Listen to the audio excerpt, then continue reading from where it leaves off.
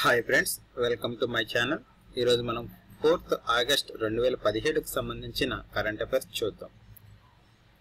ముందుగా అంతర్జాతీయ అంశాలు. దేశ పౌరులు కాని వారికి కూడా శాశ్వత నివాసం ఏర్పాటు చేసుకునే వెసులుబాటును కల్పించనున్న తొలి అరబ్ దేశం ఏది? ఖతార్. దీనికి సంబంధించిన ముసాయిదా చట్టం రూపొందించారన్నమాట. ఈ చట్టం ఆమోదం పొందితే ఖతార్లో విదేశీయులు కూడా శాశ్వత నివాసాలు ఏర్పరచుకోవడానికి అవకాశం కలుగుతుందన్నమాట.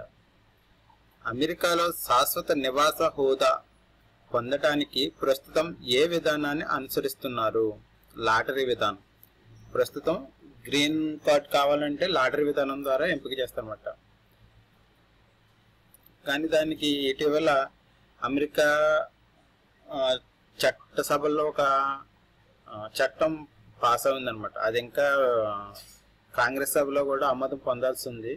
ఈ చట్టం ప్రకారం ఏంటంటే లాటరీ విధానాన్ని క్యాన్సిల్ చేసి పాయింట్ల ఆధారంగా ఈ గ్రీన్ కార్డు అర్హత కల్పిస్తారంట. ఆ పాయింట్లు ఎలాగంటే వారికి ఉన్న ఇంగ్లీష్ ప్రొఫిషియన్సీ కానీ వాళ్ళు చేసే ఉద్యోగం కానీ ఇవన్నీ పరిగణలోకి తీసుకుని వాళ్ళకి పాయింట్లు కేటాయించి ఆ పాయింట్ల ప్రకారం గ్రీన్ కార్డు ఇస్తారు. ప్రస్తుతానికైతే లాటరీ విధానం ఉంది. ఈ కొత్తగా ప్రవేశపెట్టిన రైజ్ అనే చట్టం అమల్లోకి వస్తే లాటరీ విధానంపై పాయింట్ల విధానం వస్తుంది అన్నమాట. నెక్స్ట్ జాతీయ అంశాలు. ఆది పెరుక్కు అనే ఫెస్టివల్ను ఇటీవల ఎక్కడ నిర్వహించారు? తమిళనాడు. వివిధ రకాల సబ్సిడీలను నేరుగా లబ్ధిదారులకు బదిలీ చేసేందుకు మహారాష్ట్ర ప్రభుత్వం ప్రారంభించిన పోర్టల్ ఏది? ఇది మహాడీబీటీ అన్నమాట.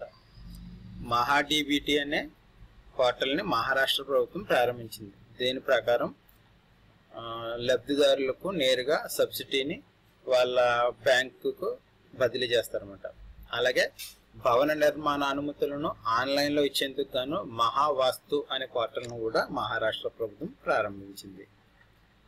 జాతీయ రహదారుల పక్కన ప్రయాణికుల విశ్రాంతి వినోద సౌకర్య కేంద్రాలను ప్రతి 50 కిలోమీటర్లకు ఏర్పాటు చేయాలని కేంద్ర రవాణా శాఖ నిర్ణయించింది. అయితే వీటిని ఏ పేరుతో పిలుస్తారు?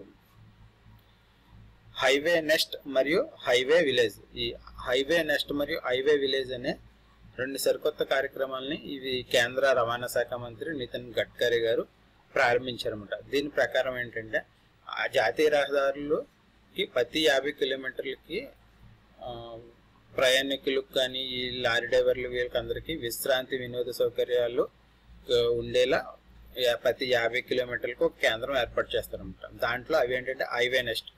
ఈ కేంద్రం 5 ఎకరాల లోపు ఉంటే దాన్ని హైవే నెస్ట్ అని పిలుస్తారు. అదే దాని విస్తీర్ణం 5 ఎకరాలు దాటి ఉంటే దాన్ని హైవే విలేజ్ గా పిలుస్తారనమాట.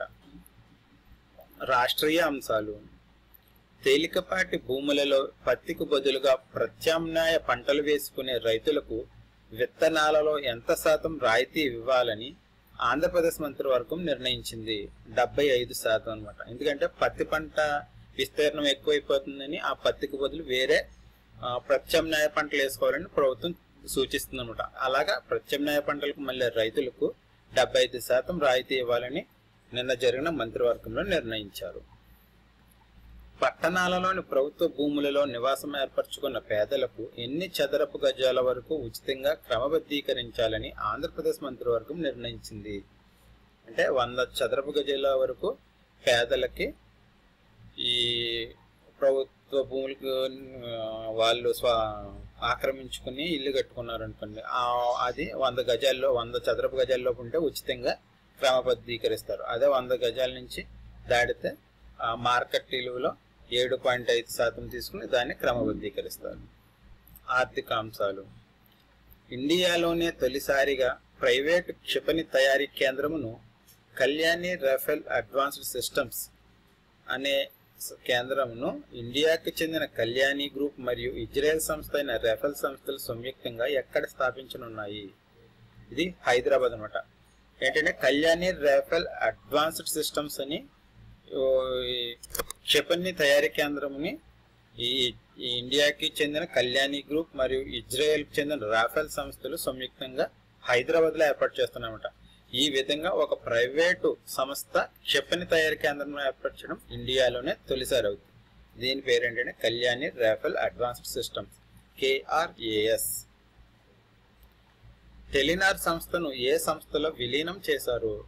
టెలినార్ సంస్థను ఎయిర్టెల్లో విలీనం చేశారు. వ్యవసాయ ఉత్పత్తులకు విలువను జోడించి మార్కెట్ చేయాలనుకునే వారికి శిక్షణను ఇచ్చి ప్రోత్సహించే ఉద్దేశంతో కేంద్ర ప్రభుత్వం ప్రారంభించనున్న కొత్త స్టార్టప్ పాలసీ ఏది?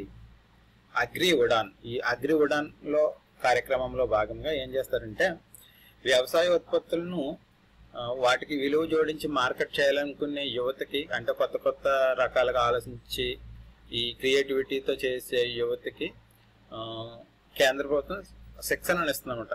ఆ శిక్షణను ఇచ్చే ఉద్దేశంతో ఈ చేసిన కార్యక్రమం అంటే అగ్రి ఉడాన్ అన్నమాట. Science and technology. ఫ్రెంచ్ గయానాలోని కౌరు అంతరిక్ష కేంద్రం నుండి ఇజ్రాయెల్ ప్రయోగించిన మొట్టమొదటి వాతావరణ పరిశోధన ఉపగ్రహం ఏది? Venus. Vegetation and environment monitoring new micro satellite. ఈ వేనస్ అనే శాటిలైట్ ని ఇజ్రాయెల్ ప్రయోగించింది అనమాట. ఇది ఫ్రెంచ్ గయానాలోని కౌరు నుంచి ప్రయోగించింది. ఈ వాతావరణ పరిశోధన ఉపగ్రహము ప్రయోగించడం ఈ ఇజ్రాయెల్కి ఇదే తొలిసారి అనమాట. దీని పేరు ఏంటంటే ఇజ్రాయెల్ తొలి వాతావరణ పరిశోధన ఉపగ్రహం ఏదంటే వేనస్, VENUS. దీని ఫుల్ ఫామ్ వచ్చి vegetation and environment monitoring new micro satellite. Next క్రీడలు. IAAF వరల్డ్ ఛాంపియన్షిప్స్ 2017 ఎక్కడ జరుగుతున్నాయి? ఈ ప్రపంచ అథ్లెటిక్ ఛాంపియన్షిప్ ఎక్కడ జరుగుతుందంటే లండన్లో జరుగుతుంది అనమాట. ఇది 100 మీటర్లలో ప్రపంచ ఛాంపియన్ అయిన హుసేన్ బోల్ట్కి ఇవి ఆఖరి గేమ్స్ అని చెప్తున్నారు. ఇవి ఎక్కడ జరుగుతున్నాయంటే లండన్లో జరుగుతున్నాయి. భారత అత్యున్నత క్రీడా పురస్కారం అయిన రాజీవ్ గాంధీ ఖేల్ రత్నకు నామినేట్ అయిన తొలి పారాలింపియన్ గా క్రీడాకారుడు ఎవరు? అంటే ఈ క్రీడా పురస్కారాల్లో రాజీవ్ గాంధీ ఖేల్ రత్న అన్నది అత్యుత్తమ పురస్కారం అంట.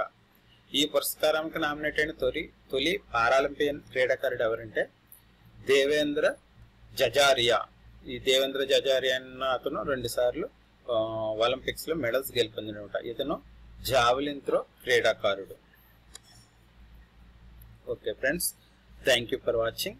Please subscribe for my channel for more updates. అలాగే ఈ వీడియో కనుక మీకు నచ్చినట్టయితే దయచేసి లైక్ చేయండి, అలాగే షేర్ చేయండి. నేను ఈ ఆగస్ట్ 1, 2, 3 ఈ 3 రోజులకు సంబంధించి కరెంట్ అఫైర్స్ నేను అప్డేట్ చేయలేదు. నాకు కొన్ని పర్సనల్ వ్యక్తిగత పనుల్లో ఉండడం వల్ల అవి తొందరలోనే 2-3 రోజుల్లో అప్లోడ్ చేస్తాను. ఈ గ్రూప్ 3 పంచాయతీ సెక్రటరీకి రాసే అభ్యర్థులకి ముందుగా నా విషెస్ అన్నమాట. మీరు ఎగ్జామ్ బాగా రాసి మంచి పోస్ట్ కొడతారని ఆశిస్తున్నాను.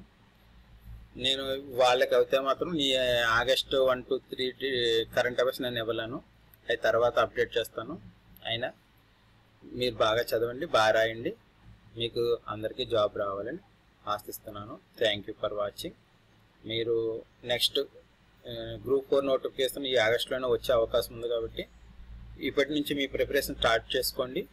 కొత్తగా మన గ్రూప్ 2 రాసిన వాళ్ళు కానీ ఇప్పుడు మళ్ళీ పంచాయతీ సెక్రటరీ అయిపోయిన వదలకుండా అదే కసితో గ్రూప్ 3 కూడా ప్రిపేర్ అవ్వండి. అలా ప్రిపేర్ అయితే మీకు మీరు చదివింది మర్చిపోకుండా దాన్ని మీరు కంటిన్యూస్గా చేయడానికి వీలుంటుంది.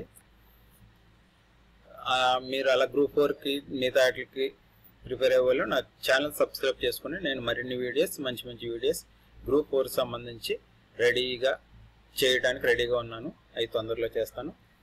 Please subscribe and share this video. Thank you very much.